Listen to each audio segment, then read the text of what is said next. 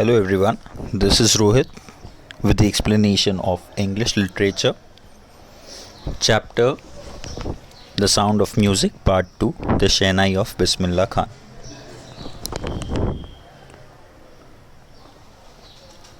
As we have already read in the first part, that the learning from the first part that we derive out of the explanation from it is that determination is the key to success. Irrespective of what kind of a physical attribute you hold or what kind of problems you are facing in the life, cannot and will not restrict you or an individual from achieving something that a person is determined to.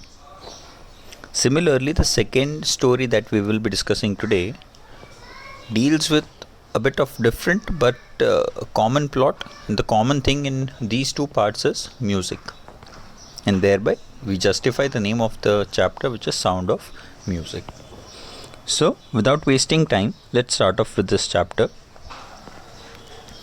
Emperor Aurangzeb banned the playing of a musical instrument called pungi in the royal residence of it had a shrill, unpleasant sound. Pungi became the generic name for reeded noisemakers. Few had thought that it would one day be revived. A barber of a family of professional musicians who had access to the royal palace decided to improve the tonal quality of the pungi. He chose a pipe with a natural hollow stem that was longer and broader than the pungi, and made 7 holes on the body of the pipe. When he played on it, closing and opening some of these holes, soft and melodious sounds were created. He played the instrument before royalty and everyone was impressed. The instrument, so different from the pungi, had to be given a new name. As the story goes, since it was first played in the Shah's chambers and was played by a nai, that is barber, the instrument was named the Shehnai. So the first paragraph that we just read basically describes about an instrument, a musical instrument, which earlier used to be known as pungi, which was banned from playing. मतलब वो instrument play करने से मना कर दिया गया था in the royalty, मतलब जो रॉयल चैम्बर्स होते हैं ऑफिसर्स में, वो प्ले करने से मना किया था बिकॉज वो बहुत ज़्यादा shrill and unpleasant sound create करता था. And it became popular in the same manner. At that point of time, while it was banned to be played in the royalty, in the royal houses, now all the noisemakers were very closely attributed with pungi. वो इतनी आवाज़ ख़राब निकालता था कि अब noise maker की तरह उसको कंसिडर किया गया. Not only this, after being banned, no one thought that एक ऐसा इंस्ट्रूमेंट जिसको बैन कर दिया गया था because of its unpleasant sound, shrill sound, उसको वापस से रिवाइव किया जाएगा. But one fine day what happen was, उसी इंस्ट्रूमेंट को थोड़ा सा मॉडिफाई करके एक म्यूजिशियन की फैमिली से आने वाले एक बार्बर ने उसको प्रेजेंट किया. मॉडिफाई क्या क्या किया उसमें? तो firstly he chose a pipe with a natural hollow stem. Natural hollow stem मतलब जिसमें पहले से ही अंदर स्पेस हो. जैसे we take an example of a flute. तो फ्लूट में क्या होता है, बीच में हॉलो स्पेस होती है. तो उसी तरीके का उन्होंने एक नेचुरल स्टेम लिया जिसमें हॉलो स्पेस थी through it, and this time this pipe was longer and broader. It was longer as well as broader as compared to pungi. इसके बाद उन्होंने क्या किया, उसी पाइप की बॉडी पे 7 होल्स किए and he started playing it. Surprisingly, this instrument, which was a modification of the previously made instrument pungi, which was having unpleasant sound, surprisingly this instrument was having extremely melodious notes and sound. And so a new instrument so different from pungi had to be given a new name. इसको एक नया नाम देने की requirement थी. तो नाम कैसे दिया गया? So as per the story जो हमने अभी पढ़ी, तो एक बार्बर ने इसको सबसे पहले शास चैम्बर में प्ले किया था, इसीलिए इस इंस्ट्रूमेंट को बोला जाने लगा शेहनाई. दैट इज़ शाह एंड नाई. नाई मतलब बार्बर. ऐसे करके उसको बोला गया शेहनाई.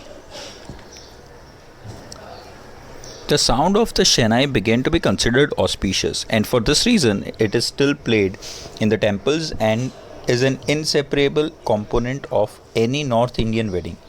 In the past, the shehnai was part of the nobai or traditional a symbol of 9 instruments found at the royal courts. Till recently, it was used only in temples and weddings. The credit for bringing this instrument onto the classical stage goes to Ustad Bismillah Khan.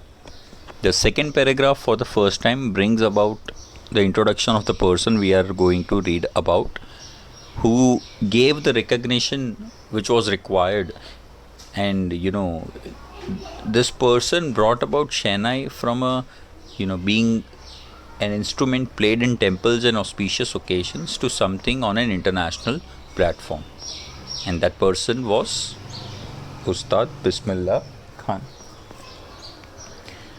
Now, as this instrument became popular, it was now used for auspicious occasions. Auspicious occasions are occasions which are considered to be extremely important, like marriage ceremonies, and it was also included into the royal court's 9 instruments. Royal court में उस time पे 9 instruments को एक group दिया गया था जिसको बोला गया था नौबत, ठीक है, और उसमें शहनाई को एक प्लेस दी गई थी. So we can understand how important this instrument was at that point of time. But keeping in mind all these things, it was restricted to the temples and marriage ceremonies. वो हमेशा सिर्फ temples auspicious occasions में ही play करने के लिए एक instrument बन के रह गया था. तो उसको इंटरनेशनली रिकग्निशन कैसे मिला? तो because of Bismillah Khan. So from now the next paragraph onwards.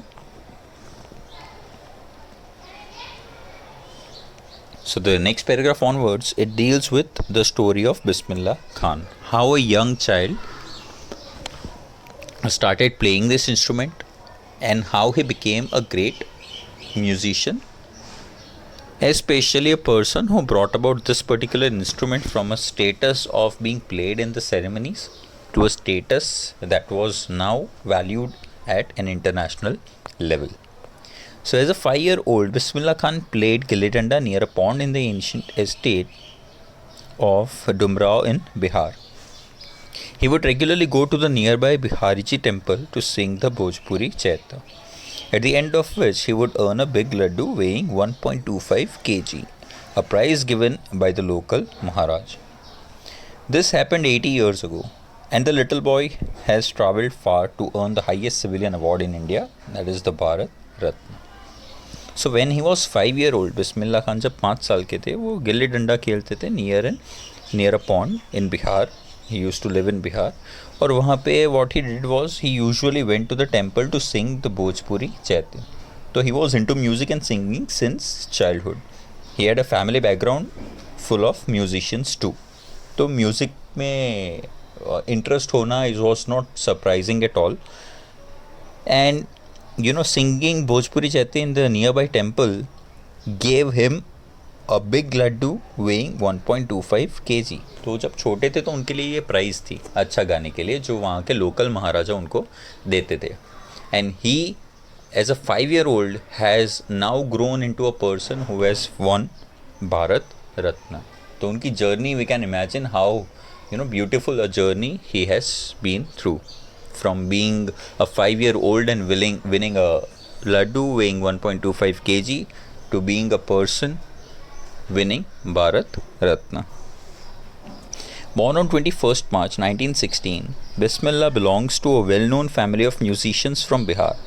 His grandfather Rasul Baksh Khan was the Shehnai Nawaz of the Bhojpur king's court. His father Paigambar Baksh and the other paternal ancestors were also great Shehnai players.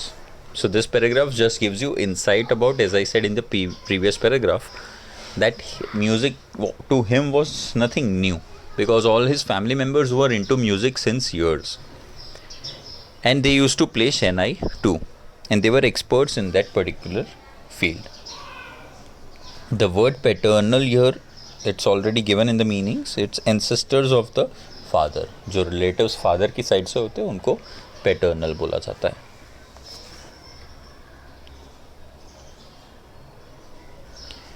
The young boy took music early in life.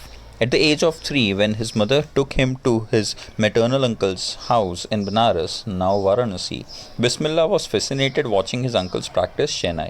Soon Bismillah started accompanying his uncle Ali Baksh to the Vishnu temple of Banaras, where Baksh was employed to play the Shehnai. Ali Baksh would play the Shehnai and Bismillah would sit captivated for hours on end. Slowly, he started getting lessons in playing the instrument and would sit practicing throughout the day.